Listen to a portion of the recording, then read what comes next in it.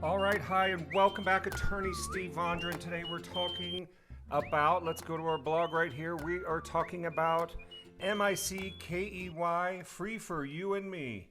This is Mickey Mouse headed into the public domain. That means anybody can use it. Holy moly, but this just can't be true, can it? Well, let's take a look here without further ado. So here's a little picture of the Mickey Mouse. The first episode, it was made in 1928. In fact, let's cut down here. Take a quick look at this. This is kind of, I'll play you just a little clip on this. Steamboat Willie.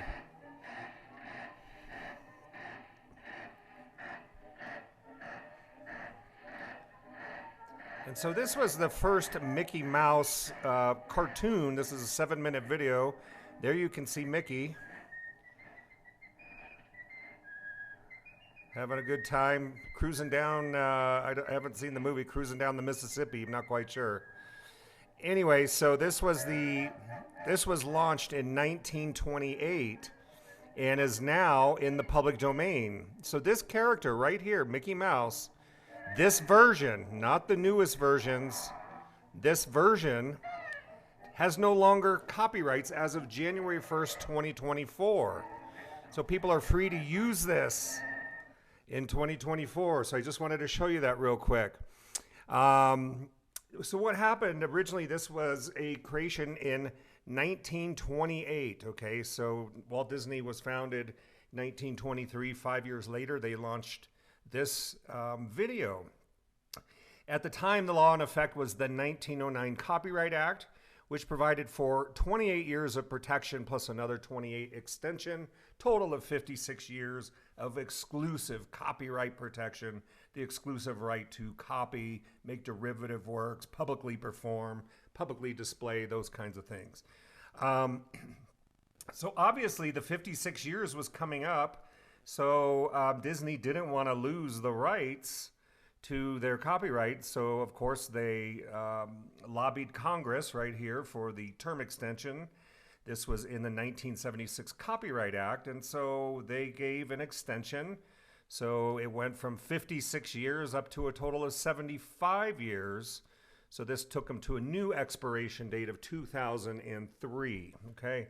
Then again, that was approaching the deadlines as well. And so once again, they lobbied Congress for the term extension, what we call the Mickey Mouse Protection Act. Some call it the Copyright Protection Act, Term Extension Act, so forth and so on. So this tagged on another 20 years of exclusive protection for Mickey and Minnie. Minnie was in this movie as well. I didn't show you the part where she gets rescued by Mickey. But so this basically created another 20 years and pushed it out to 2023. Now that is coming up in January, just a couple weeks from now. So anything before 1978 is subject to a 95-year. Any work, copyrighted works created before 1978 is now 95 years. So there have been no new attempts to register or extend the copyrights. So guess what? It is now in the public domain. But again, I don't want people thinking that means you can go do any old thing you want here. But let's talk real quick, public domain. That just means that the copyrights has expired. This is pulled right out from the Constitution right here. And let me see if I can blow that up a little. All right, so Article 1, Section 8 of our Constitution, the United States, says these are dealing with enumerated powers given to Congress. So this means Congress has the right to regulate and create rules and whatnot, and to promote the progress of science and the useful arts by securing for limited times, doesn't mean it lasts forever, to authors and inventors. That's construed very broadly to be all sorts of videographers, photographers, all kinds of creative works of authorship, architectural plans, computer fonts, all kinds of software code. So to their respective writings and discoveries. So it's a limited time. It's what we call a limited monopoly, enough time to basically recoup your investment, make some money. You can pass it on to your heirs and whatnot. So let's talk about, what does that mean now? Does that mean we can go and just anybody can copy Mickey Mouse and do anything that they want with it? Not exactly, not exactly. So I'm going to go over a couple things that I think are important that you can do and perhaps not do.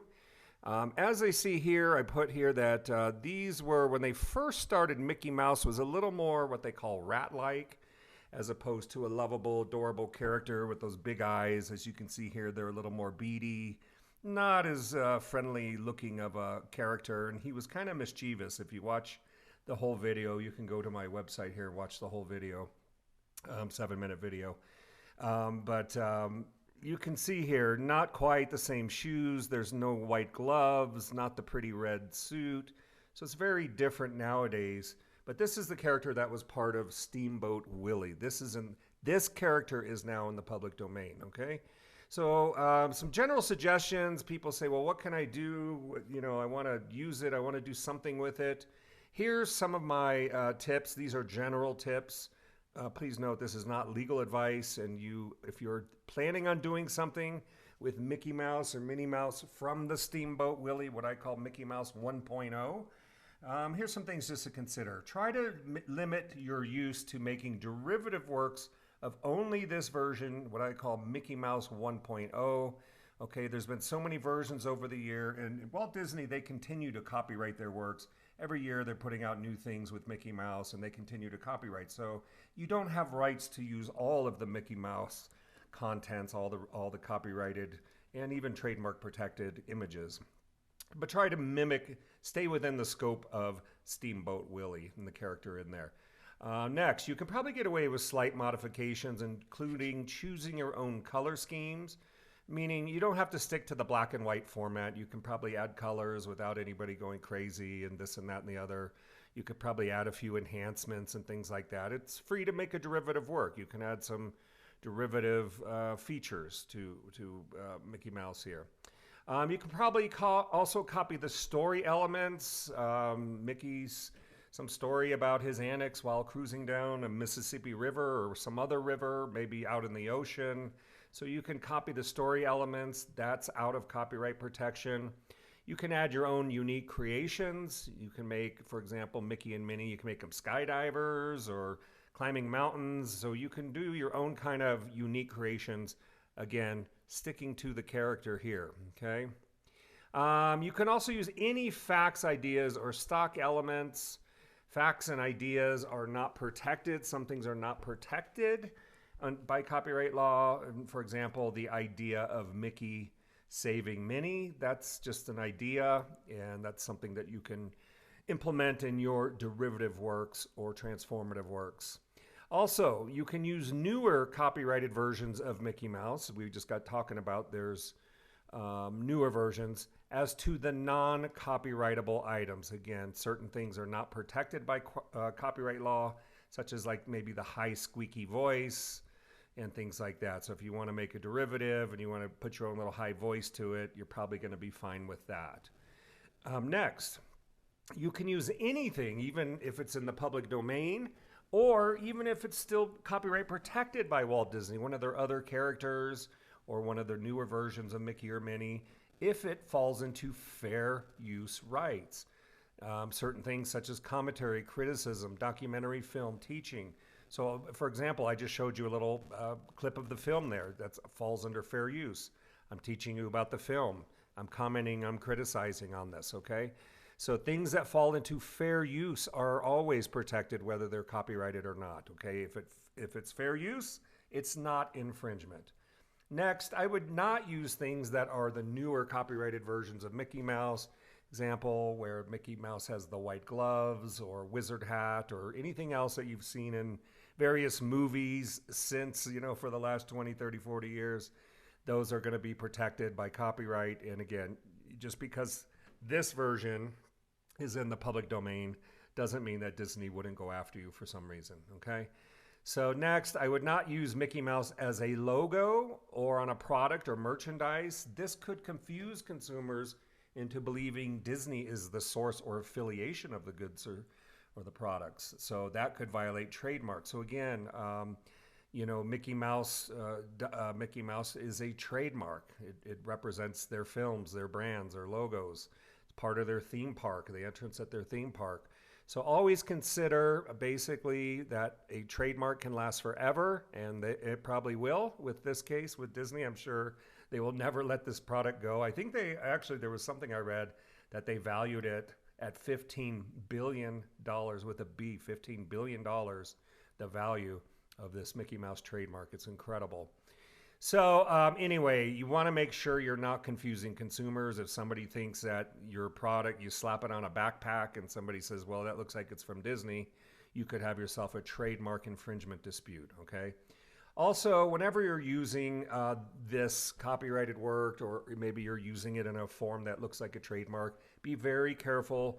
I would use a disclaimer in your books or videos or other creative projects saying something to the effect that this video or this book is not in any manner affiliated with Walt Disney Company. That helps dispel the consumer confusion and help get you off the hook if somebody comes looking for you. Finally, be careful and be thinking about trademark tarnishment. I'm going to talk to you in a second about how somebody took Winnie the Pooh and made a horror film out of it. Now, I don't think they got sued, but point is, be careful, because if you're tarnishing famous and well-known trademarks, everybody in the world knows it, Coca-Cola, Pepsi, Walt Disney, Mickey Mouse, Nike, all these kinds of things, you need to be very careful with it, because if you're tarnishing their marks, somebody might come get you, okay? So I would suggest being tasteful, but again, there was another company that created a horror film, I'll show you in a second, that maybe a little more racy, but seems to be that they were not sued. I still see it on the internet. Finally, note, there's some other Disney characters coming soon. You should always subscribe to our YouTube channel so we keep you posted on some of the new things that are coming out in the public domain. Disney's got a couple other. Pluto's coming to the public domain in 2026. Goofy. Everybody loves Goofy, 2028. And then, of course, the world's most famous duck, Donald Duck, in 2030, coming clear. So I got a couple of resources here for you. The original link to the original video there is here. If you want to watch it on the Disney's YouTube channel, you can find that. And there's also a great list of copyrighted content that's in the public domain. I've got another great link if you want to check that out. But that's about it. Other than that, we got 791 videos, about 4.2 million video views. Make sure you're subscribing. Feel free to share this video. Copyright, trademark, intellectual property law. That's Mickey Mouse, and we will see what happens. It should be interesting. Again, starting January 1st, 2024.